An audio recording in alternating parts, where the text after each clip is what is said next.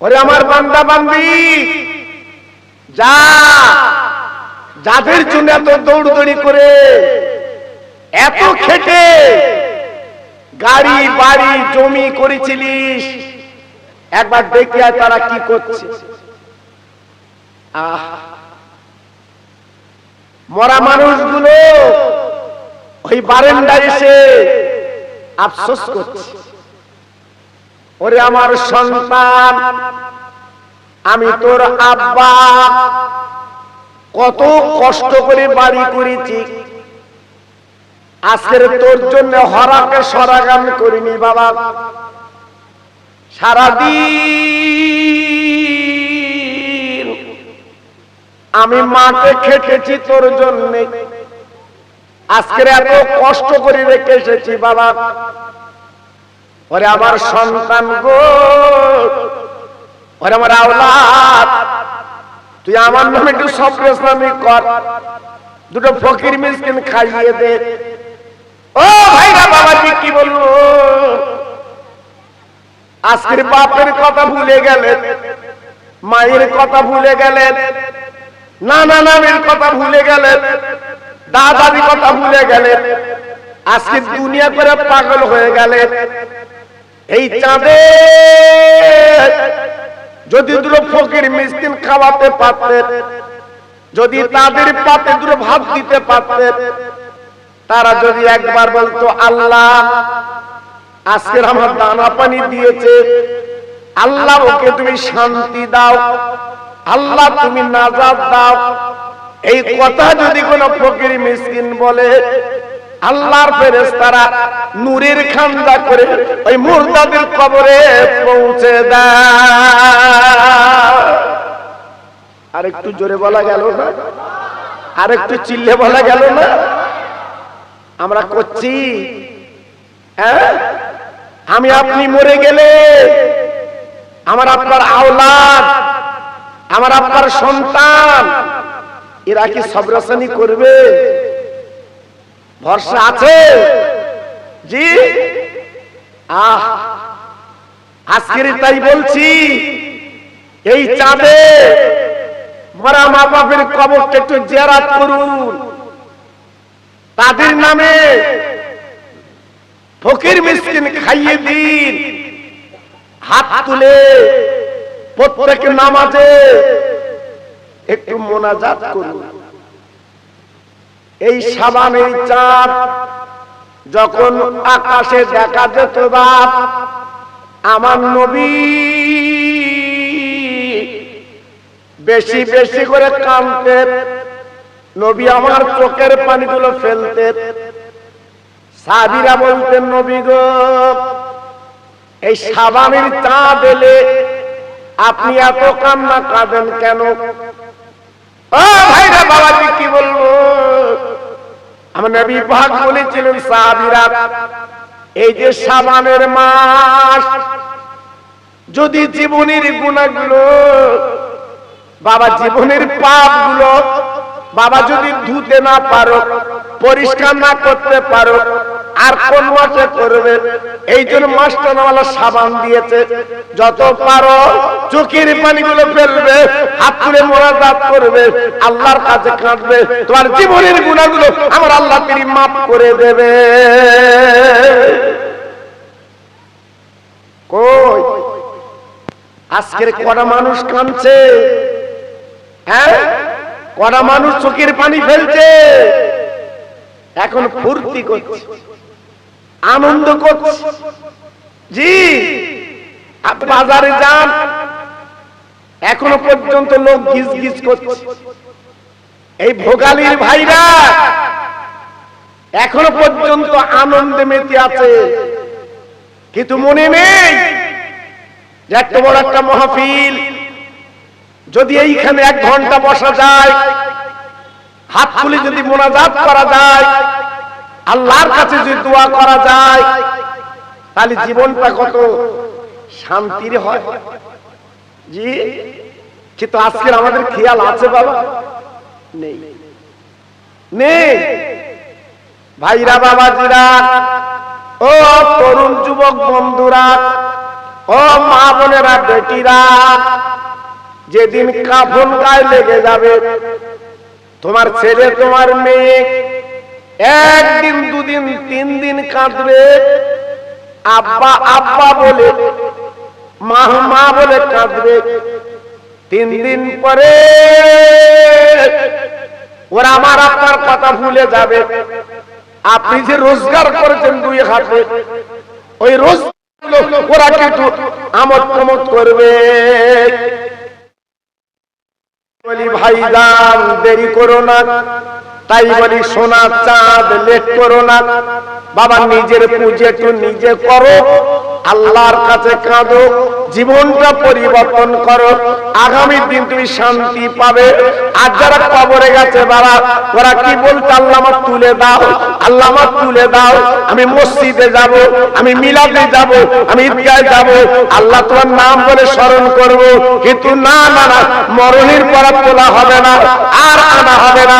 জীবনে একবার সুযোগ দিয়েছিলেন, আজকে আপনি শেষ করে দিয়েছেন সময়টা, এই জন্য কেঁদে লাভ হবে না। আল্লাহর আলেমরা, ওলামাগণেরা আজকে তার চিল্লে চিল্লে বলছে কেন? বাবা বাঁচো, বাবা জীবনটা তৈরি করো।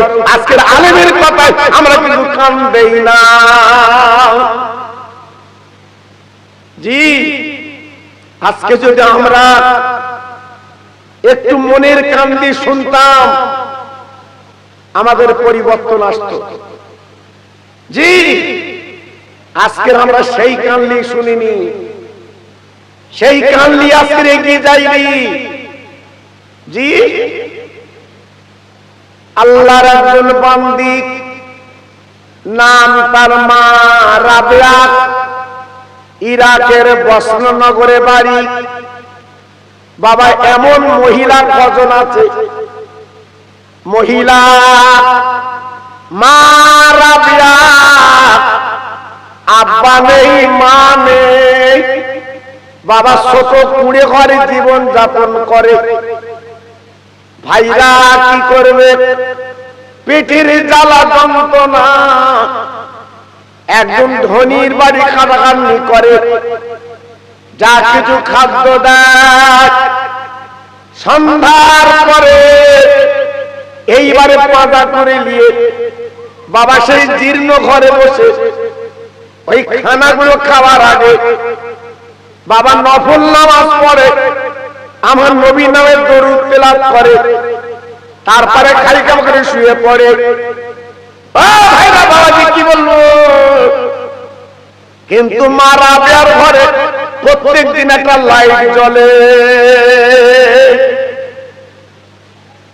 ধনী লোক, বাচ্চা মানুষ রাবেয়াকে প্রশ্ন করলো, রাবেয়া, ও রাবেয়া, ও রাবেয়া, তুমি কি রাতের বেলা লাইট জ্বালাও? বলে, আমি গরিব, আমার নেই কোনো তেল, আমার নেই কোনো আলো, আমি কি করে আলো জ্বালাবো, কি করে আজকের বলুন না লাইট জ্বালাবো?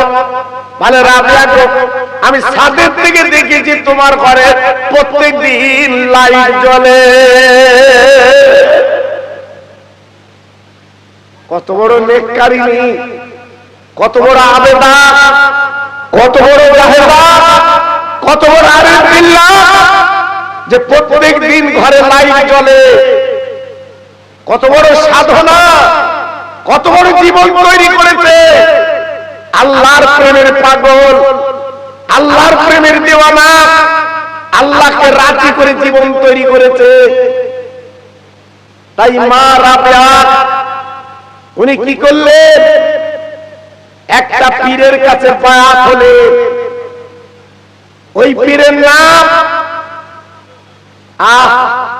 হযরতে হাসান বসরি রহমাতুল্লাহ আলাইহি। হাতখানা বাড়িয়ে উনি মুরিদ হলেন। আল্লাহর ওলি রাবেয়াকে প্রশ্ন করেছিলেন, ও রাবেয়া, তুমি একবার বলো, বলো আজকে তুমি তো আমার কাছে মুরিদিনী হলে। রাবেয়া গো, তুই তো রাতের বেলা নফল নামাজ পড়ো, রাতের বেলা তুমি নবীর নামে দরুদ তেলাওয়াত করো, রাবিয়া তুমি বলো বলো বলো, এত সুন্দর ইবাদত বন্দী করলে তুমি কি নামাজ কেমন পড়েছো, আমি তোমার পীরের একটু পরীক্ষা করি। তাই হাসান বাসরি হুজুর ওই রাবিয়াকে নিয়ে একটা নদীর পাড়ে চলে গেলেন। রাবিয়া রাবিয়া তুমি যে নামাজ পড়েছো, এতদিন আল্লাহর ইবাদত করেছো, চলো চলো আমরা দুইজনে ওই নদীর পানিতে নামাজের পাটি ফেলে আল্লাহর নামাজ আদায় করি। হাসান বাসরি হুজুর তথা ওনার পীর যেই বলেছে, মা রাবিয়া বলেছিল, হুজুর আপনি আজ নামাজটা পড়ে, আমি রাবিয়া পরে পড়ব। হাসান বাসরি হুজুর কি করলেন, কাঁদেছিল নামাজের পাটি, ওই পাটিটা নিয়ে বাবা নদীর পানিতে বিছিয়ে আল্লাহর কি শান, বাবা নৌকো যেমন দাঁড়িয়ে যায়, হাসান বাসরি হুজুরের নামাজের পাটিটা দাঁড়িয়ে যায়। কি মানুষ, হ্যাঁ? উনি দূরে কাত নামাজ পড়ে পাটিখানা তুলে বলছে, রাবিয়া তুমি দেখলে তো আমি নামাজ কেমন পড়লাম, ওই তুমি একটু পড়ো দেখি। নদীর পানিতে হাসান বাসরি হুজুর বলার পরে মা রাবিয়া ঝরঝর করে কাঁদতে লাগলেন। ও আমার পীর, ও আমার মুর্শিদ, আমি আপনার কাছে বাত হয়েছি, আমি আপনার কাছে বিক্রি হয়ে গেছি। ওগো আমার পীর, যদি আপনি নদীর পানিতে নামাজ পড়েছেন, আমি রাবিয়া যদি নদীর পানিতে নামাজ পড়ি, তবে গুরু শিষ্য তো এক হয়ে গেল। না না না, আমি নদীর পানিতে নামাজ পড়বো না, আমি রাবিয়া শূন্যে নামাজ পড়ব। একটু জোরে বলা গেল না? আর একটু চিল্লে বলতে পারলেন না? আর একটু জোরে বলা গেল না? এ মহিলা কোন মহিলা? পীর নামাজ পড়েছে নদীর পানিতে, আর ইনি বলছে আমি নদীর পানিতে নামাজ পড়ব না, আমি শূন্যে নামাজ পড়ব। এর নাম মুরিদিনী। আমরাও ফুরফুরার মুরিদ। জি, যেদিন ফুরফুরা যে খাওয়া হয় সেদিন কি নাম, আর যেদিন যে খাওয়া হয় না বাড়ি এসে বদনামে এটো তুলে দিচ্ছে। ফুরফুরায় মানুষ যায়, খেতে দেয় না, খাওয়া হয়নি। কেমন মুরিদ, তুমি কি খেতে যাচ্ছ? তুমি খেতে যাচ্ছ? তুমি যাচ্ছ পীরের মহব্বত, তুমি বায়াত হয়েছ, মুরিদ হয়েছ, আর তোমার খাবার এত ঝোঁক কেন? আল্লাহু আকবার। আমরা মুরিদ, আমরা মুরিদ, আর বসিরাতের পীর ছিল মুরিদ। এক না, এক না, মুরিদের মধ্যে পার্থক্য আছে বাবা। আমার বসিরাতের পীর আল্লামা রুহুল আমিন হুজুর কেবলা, উনি যখন ফুরফুরার দরবারে যেতেন, আব্বা জান গো, শিয়াখালার বাজার থেকে উনি কিন্তু জুতো পাই দিতেন না, উনি জুতো খুলে নিয়ে যেতেন। সঙ্গীরা বলতো, হুজুর আপনি এত বড় ঘরের আলেম, আল্লাহ তার ইলম দিয়েছে, আপনি জুতো খুলে ফুরফুরায় যান কেন? আমার বসিরাতের পীর হুজুর আমার ডেকে বলেছিলেন, আমি কি করে জুতো বাড়ি দিয়ে যাব? আমার পীরের পা যেখানে পড়ে আমি রুহুল আমিনের জুতো পায়ে দিয়ে চলি। আমার জুতো যদি পীরের পায়ের কদমে পড়ে, আল্লাহর কাছে আমি রুহুল আমিন কি জবাব দেব? কি বুঝলে? আমি কি জবাব দেব? ঝরঝর করে কাঁদছে, চোখের পানিগুলো ফেলছে। আহা, এর নাম পীর মুরিদ, এর নাম পীর মুরিদ। একটু লক্ষ্য রাখতে হয়। জি আমার ভাইরা, বাবাজির, আমার মা বোনেরা, বেটিরা, আমার সোনার চাঁদ, আমি আপনাদের কাছে বলতে চাই যে আমার বসিরাতের পীর আল্লামা রুহুল আমিন রহমতুল্লাহ আলাইহি ফুরফুরার দরবারে যখন যেতেন, আমার দাদা হুজুর পীর কেবলা বসে থাকতেন। অনেক আলেম ওলামা আমার দাদা পীরের সামনে বসে থাকতেন, সব বড় বড় কাররা আলেম। আমার দাদা হুজুর পীর কেবলা রহমতুল্লাহ আলাইহি আমার বসিরাতের পীর যখন যেতেন, উনি বলতেন, বাবারা সরে বসো, বাবারা সরে বসো, আমার বড় মাওলানা আসছে। ও ভাইরা, বাবাজিরা গো, আল্লাহর ওলি আমার দাদা হুজুর পীর কেবলা রহমাতুল্লাহ আলাইহি এত ভালোবাসতেন, এত শ্রদ্ধা করতেন, এত মহব্বত করতেন।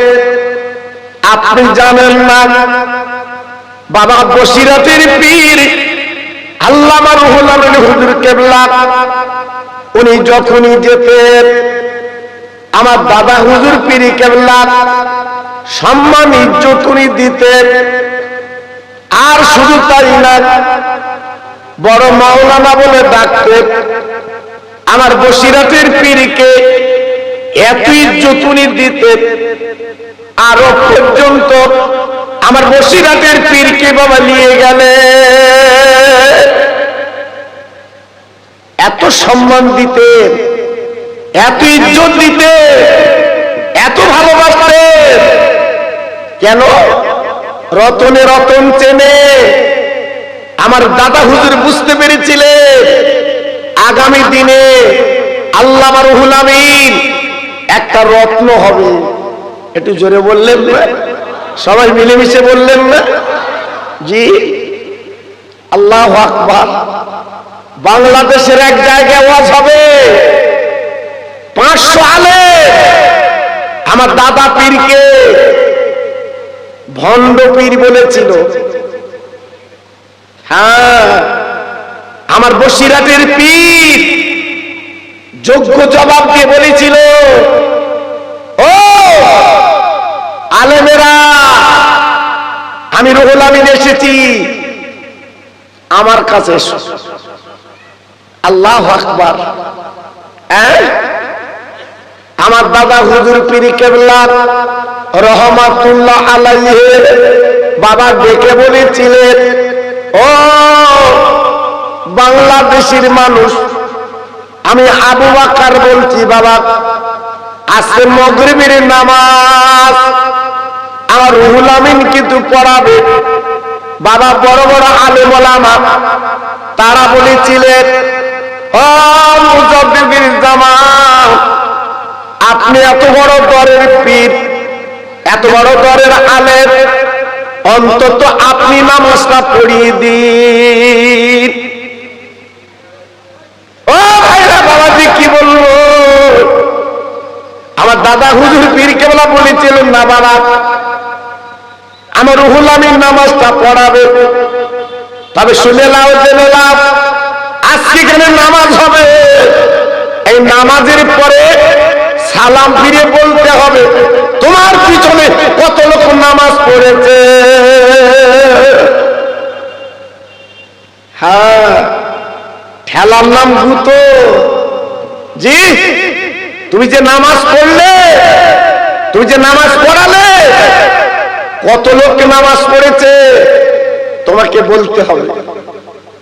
যত আলেম ওলামা ছিল কেউ এগিয়ে আসে না। আমার বসিরাতের পীর আল্লামা রুহুল আমিন উনি চোখ দুটো বন্ধ করে বলে দিলেন, আমার পিছনে এত হাজার মানুষ নামাজ পড়েছে, জোরে বলুন, আরেকটু চিল্লে বলুন, আরেকটু জোরে বলা যাবে না? সেই দিন ওই বাংলাদেশ পাবনা জেলার মানুষ, নোয়াখালীর মানুষ বুঝতে পেরেছিল যে দাদা পীরের হাতে যিনি হাত দিয়েছে, বসিরহাটের আল্লামা রুহুল আমিন, ইনি তো একটা বাংলার বাঘ, ইনি তো একটা রত্ন, চিনতে পেরেছিলেন। জি, তাই আমার দাদা পীর আমার বসিরহাটের পীরকে এত ভালোবাসত। জি, কিন্তু আমরা তো ফুরফুরায় যাই, আমরা ভক্ত বলে আজকের বলি, কিন্তু আমাদের মধ্যে সে ভক্তি আছে বাবা? নেই, নেই। আজকে যদি থাকতো তোমার কিসমত খুলে যেত। জি, কিন্তু আজকে তো আমাদের মধ্যে নেই বাবা। সেটা যে কথা আমি বলছিলাম, মা রাবিয়া এইবারে কি করলেন, আপনার ওড়নাখানা নিয়ে হাওয়াকে ডাক দিলেন, ওরে হাওয়া, আমি রাবিয়া নামাজ পড়ব, আমার নামাজের পাটিটা তুই ধরে লে। ভাইরা বাবাজিরা, মা রাবিয়া যেই নামাজের পাটিটা বাবা দাঁড় করে দিয়েছে, কেতাব এসেছে এই নামাজের পাটিটা শূন্য কিন্তু দাঁড়িয়ে যায়।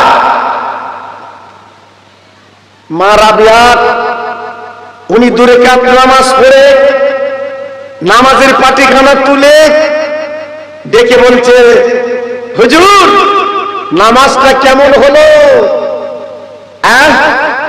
নামাজটা কেমন হলো?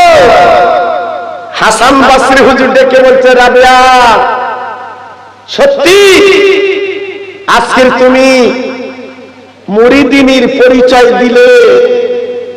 রাবিয়া তুমি কি মক্কা মদিনায় গেছো?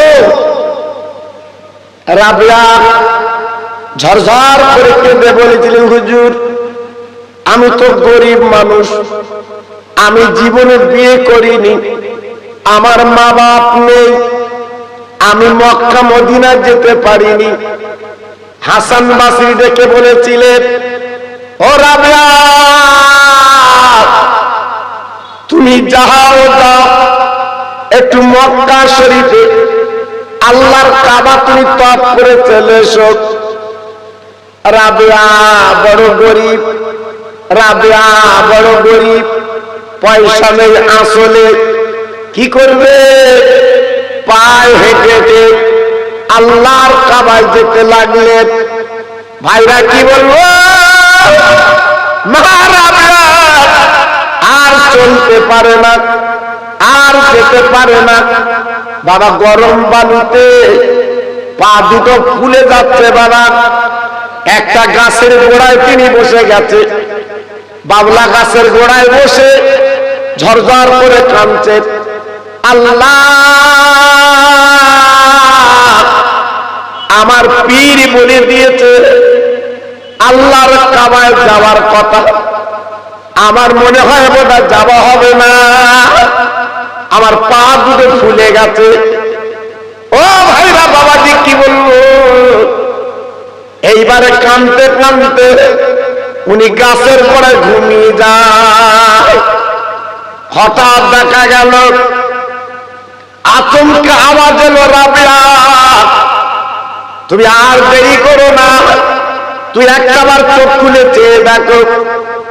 মা রাবিয়া এইবারে চোখ খুলে চেয়ে দেখে বাবা আল্লাহর কাবা হাজির।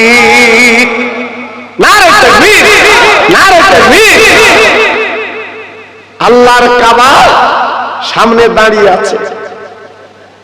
মা রাবিয়া চিন্তায় পড়ে গেলেন, আয় আল্লাহ মক্কা শরীফে কাবা, কিন্তু ওই কাবা এখানে কেন এসেছে?